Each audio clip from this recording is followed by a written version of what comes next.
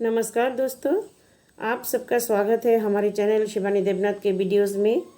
दोस्तों, आज हम चर्चा करेंगे एक बहुत ही महत्वपूर्ण सरकारी योजना के बारे में जिसका नाम है प्रधानमंत्री formalisation of micro food processing enterprises scheme, यानी इन शॉर्ट PMFME स्कीम।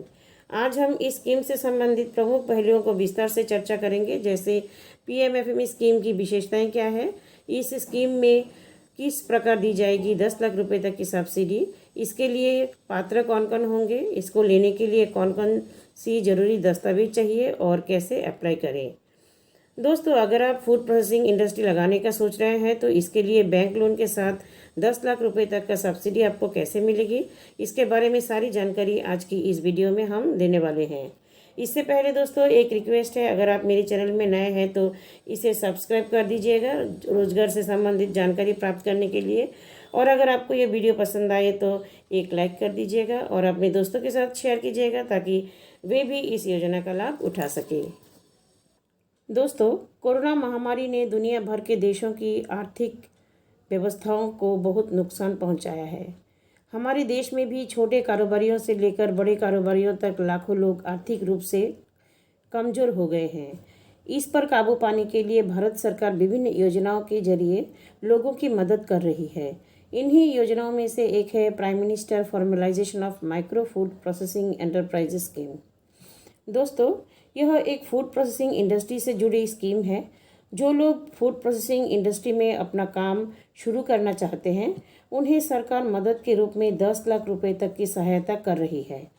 दोस्तों, food processing industries minister Harsimrat Kaur Badal जी ने आत्मनिर्भर भारत अभियान के तहत PMFME योजना की शुरुआत की। केंद्रीय मंत्री ने कहा कि इस योजना में लगभग 35,000 करोड़ रुपए का निवेश होगा और लगभग 9 लाख लोगों को इसमें रोजगार मिलेगा। इसमें कुशल और अर्धकुशल दोनों तरह के लोगों को काम मिलेगा। इस योजना के तहत उद्योगों को जानकारी और ट्रेनिंग दी जाएगी जिसके तहत 8 लाख इकाइयों को फायदा होगा। दोस्तों, आपकी जानकारी के लिए बता दें कि Pradhan Mantri formalisation of micro food processing enterprises scheme को ministry of food processing industries की ओर से चलाई जा रही है। इसके तहत प्रोसेसिंग सुविधा, प्रयोगशाला, गोदाम, कोल्ड स्टोरेज, पैकेजिंग और इंक्यूबेशन सेंटर समेत इंफ्रास्ट्रक्चर डेवलपमेंट के लिए छोटी food processing industry 35% credit linked capital subsidy का फ़ायदा ले सकती है। राज्यों और केंद्र शासित प्रदेशों के लिए यह योजना इसलिए शुरू की गई थी कि ताकि छोटे कारोबार करने वाले लोग इसे अपना सके और अपना काम बढ़ा सके। सरकार इसको लेकर आश्वस्त है कि इस स्कीम के जरिए अर्थव्यवस्था में 35,000 करोड़ रुपए का निवेश होगा और 9 लाख रोजगार पैदा होंगे। दोस्तों, इस स्कीम में 1 डिस्ट्रिक्ट 1 प्रोडक्ट पर ध्यान दिया जाएगा। 1 डिस्ट्रिक्ट 1 प्रोडक्ट से तात्पर्य यह है कि इस योजना हर राज्य के प्रत्येक जिले में कच्चे माल की उपलब्धता को पहचाना जाएगा। जो कच्चा माल किसी जिले में पड़े पड़े खराब हो जाता है तो उसे पहचाना जाएगा और उसके भंडारण के लिए अलग से इंतज़ाम किए जाएंगे।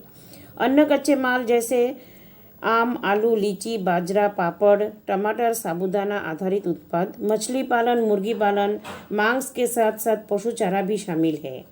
1 डिस्ट्रिक्ट 1 प्रोडक्ट के आधार पर चुने गए उत्पादों का प्रोडक्शन करने वाले उद्योगों को प्राथमिकता के आधार पर मदद की जाएगी।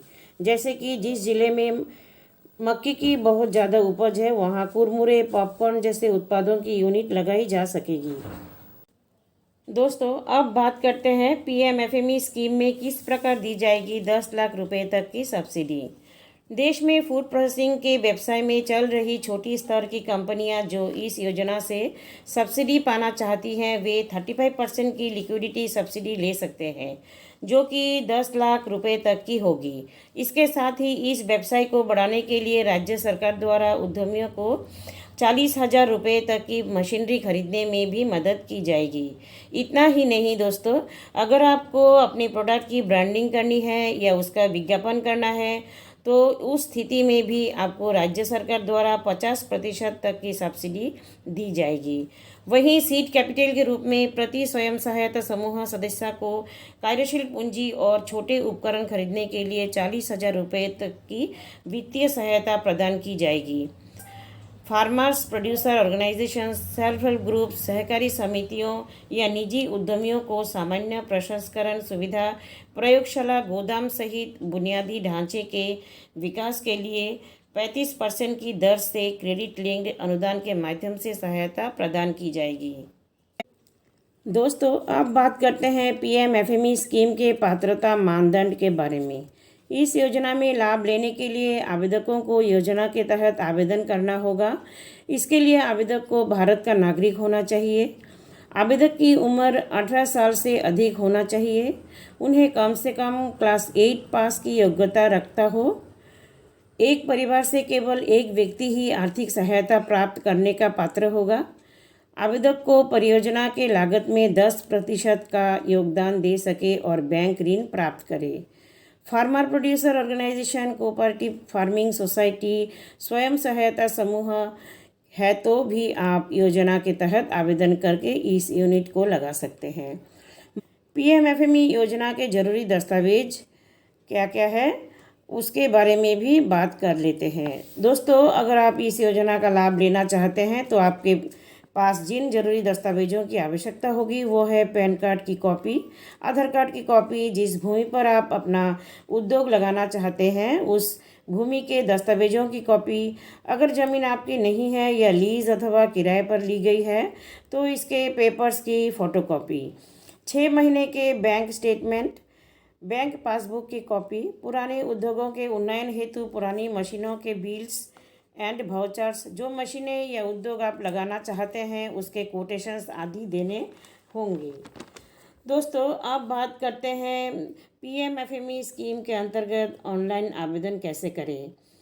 पीबीएनएस की रिपोर्ट के अनुसार अगर आप इस योजना का लाभ लेना चाहते हैं तो इसके लिए फूड प्रोसेसिंग यूनिट्स एफएमई के पोर्टल pmfme.mofpi.gov.in पर जाना होगा। यहाँ जाकर आप ऑनलाइन रजिस्ट्रेशन कर सकते हैं। इसके बाद तमाम जानकारियाँ भरते हुए और प्लान शेयर करते हुए आप आवेदन कर सकते हैं। दोस्तों, आपकी जानकारी के लिए बता दें कि लोगों की सुविधा के लिए मिनिस्ट्री की तरफ से हर ज़िले में रिसोर्स पर्सन बनाए गए हैं जो बिजनेस के लिए डीपीआर तैयार करते हैं। साथ ही बैंक से लोन लेने, एफएसएसएआई स्टैंडर्ड को पूरा करने और रजिस्ट्रेशन कराने के बारे में सारी जानकारी आप इनसे ले सकते हैं। जिन्हें यूनिट्स लगाना है वे अपना डीपीआर आवेदन सहित राज्य के नोडल अधिकारी को भेज सकते हैं। आवेदन के बाद सरकार की तरफ से इसकी जांच होगी और फिर योजना की रकम सीधे लाभार्थी के बैंक खाते में भेजी जाएगी। एक और ख़ास बात यह है कि अगर आप इस काम के लिए लोन लेते हैं तो निर्देशों के अनुसार उस पर भी कुछ छूट दी जाती है और कोई ब्याज भी नहीं लगता। दोस्तों, इस योजना को मुख्य तौर पर देखा जाए तो देश में छोटी स्तर की फूड प्रोसेसिंग वाली कंपनियों, उद्योगों का फ़ायदा देने के उद्देश्य से ही इस योजना की शुरुआत की गई है। उम्मीद करते हैं आपको यह वीडियो पसंद आई होगी। आप अपने सुझाव हमें कमेंट करके बता सकते हैं।